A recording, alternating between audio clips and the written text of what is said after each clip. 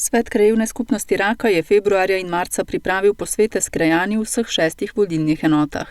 Na podlagi tega so pridobili zadosti informacij o težavah in željah, pove predsednik Primož Ribar.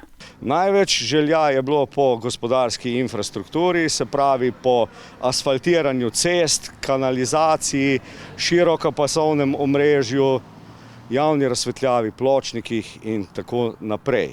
Glede na njihov proračun so se odločili, da rešijo tista najbolj pereča vprašanja, torej ceste.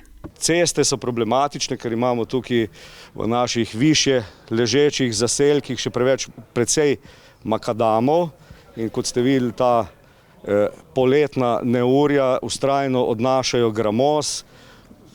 Trudimo se to vzdrževati, tako da naš plan je dejansko v tem mandatu ta sredstva po večini porabiti za modernizacijo teh cest. Ena večjih naložb na Raki je zagotovo ureditev tamkajšnjega trga. Ureditev trga Raka je v bistvu v povezavi oziroma v sklopu rekonstrukcije državne ceste, ki gre čez trg Raka, se pravi državne ceste Smednik-Zavratec.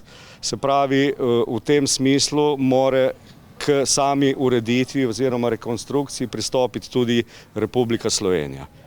V lanskem letu je občina Krško odkupila še en del zemljišča, tukaj malo stran od trga in porušila še del starega objekta Raka 28. Na tistem delu uredila makadamski plato in zraven obnovila cerkveno obzidje. Gre za precej obsežen projekt, ki zajema tako ureditev cestišča, pločnika, vertikalnih in horizontalnih prometnih označb, kot ureditev parkirišč in kanalizacijskega sistema. Tako da v najboljšem upanju in v sodelovanju z občino Krško čakamo, da se bo tudi na tej relaciji začelo kaj bolj resnega dogajati.